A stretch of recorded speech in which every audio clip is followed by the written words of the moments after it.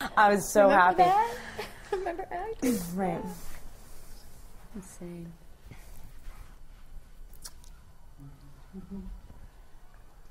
I feel like we're in trouble. I know. You can comfort yourself and you can relax, it'd be good. This has been a while. This has been like a long journey. Kristen is now a woman, and you can vote. Did you, right? That's right. Oh, that's awesome. Yeah, she was a lot younger back then. We finished the movie in 2007.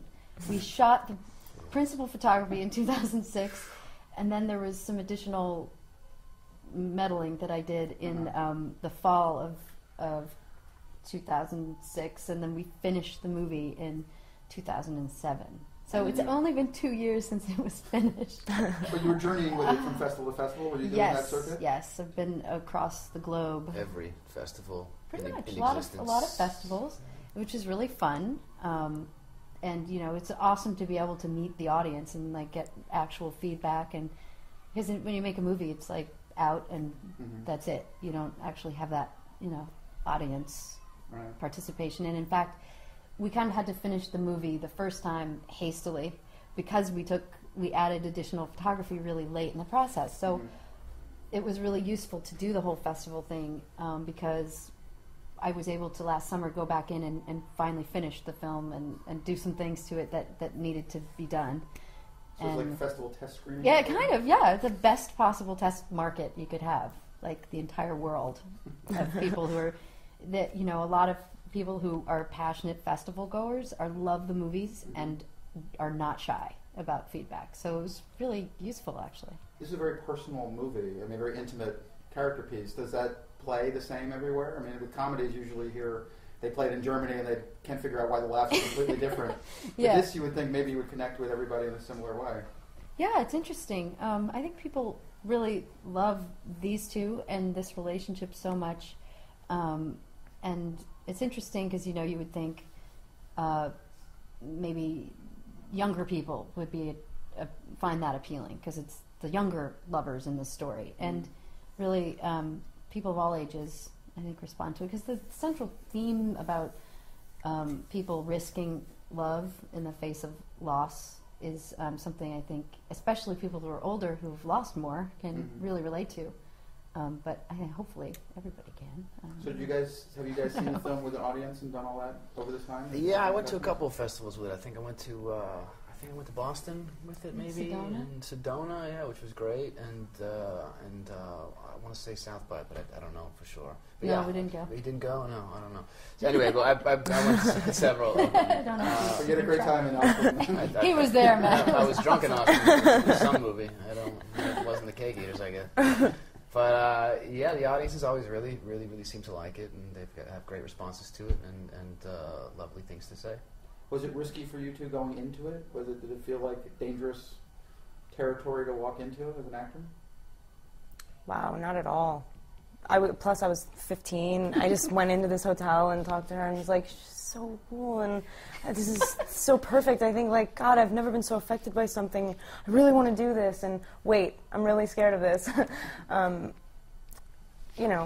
Playing anything that's so strongly rooted in someone's personal reality is always going to be like a delicate, scary, intimidating position to be in. But at the same time, it's very, at the end, hopefully, if you've done the right thing, triumphant, like very, It's true. Like when you take on a role where you know that there are real people, in Kristen's case with this progressive neuromuscular disease, it's like even scarier because you feel this responsibility to those people. And then, of course, Kristen met people with Friedreich's ataxia and spent time with them, and then there's that personal investment also. And I became friends with some people that I interviewed that I ended up sending the footage out to Kristen because we were on separate coasts, so that she could work with that material. And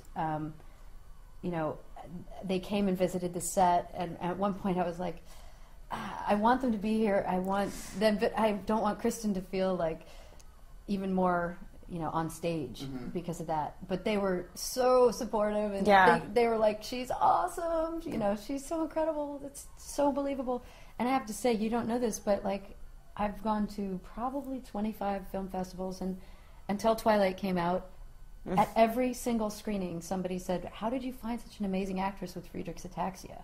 Yeah. So I heard that every over and over again, time. So and also this woman, Mary Caruso, who's a mother of 2 girls who have Friedreich's ataxia, which is its own amazing story. She's an incredible person. But they are just... she came at one point... one of the 2 girls who has Friedreich's ataxia is also studying film and wants to be an editor and stuff like that. So she came to the editing room right when we were just finishing, just locking picture. And so I showed them into the room, and they came in there with the editor who... she spent like an hour in there with them, and which was cool. But Mary, the mother, sort of wheeled her daughter in there and then walked out to give her privacy. But she saw some of the footage on the monitor, and she was just like, she came out crying. She was like, not because it was sad to her, but because she was so excited by what you had done, and it was just, she was a little freaked out. I remember though when we were working on it, and there were these 4 months between us meeting in a hotel room and just kind of deciding this was a good idea to actually doing the movie, and there was just tapes being sent around, or I guess we have DVDs now, and we didn't have a lot of contact beyond like we came to New York for some reason. We just had a couple of hours together and just email and phone, and I remember at one point I checked in with Kristen. I was like, "So how's it going?" With all this preparation, and she was like, "I'm starting to freak myself out." So I was like, "Okay, good." She's good. So what was freaking you out? That you were close to it, or that you were?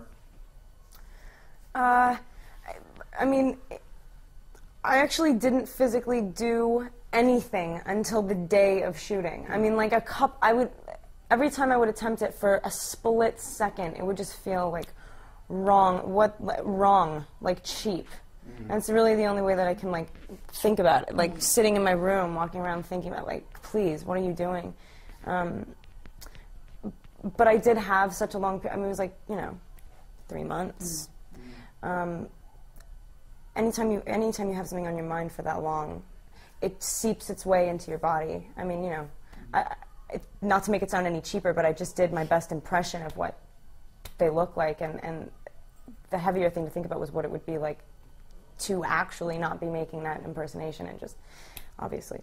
But well, at 15, how do you approach that kind of investigation? I mean, has your way of working changed in the last few years, or would you have approached it any differently now, or were you just a very smart 15-year-old? It has nothing. Yes, she was. Clearly. It has nothing to do with like anybody who's even remotely human being that had to do what I did. Anybody could do it. Anybody who cared could do it. It's not like, I mean, it's a strange thing to talk about, and now I just look like I'm like, whatever. But Well, it's hard to deconstruct. I mean, Yeah, I don't know many it's actors really who can impossible. deconstruct no, it's it. impossible. And Yeah, why? yeah. Why would you? There's no Yeah. reason to do that. And then, Aaron, you had to be the straight man. in In a a way. way, yeah. In a way, the hardest role in the movie, Yeah. the Beagle. Yeah, he's a weird character too. So Yeah. it's sort of a dubious straight man. But I do feel like he's the moral compass of the film. Kind Definitely. of. Absolutely. Absolutely.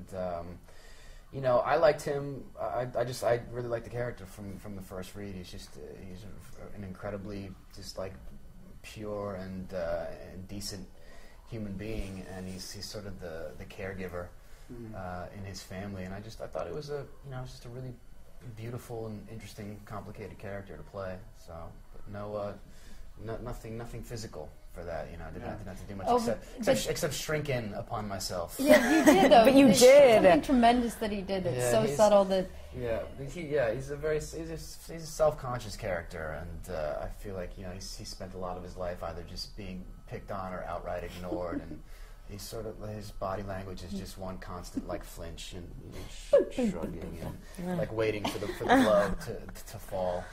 So it's fun. But the great thing about both of them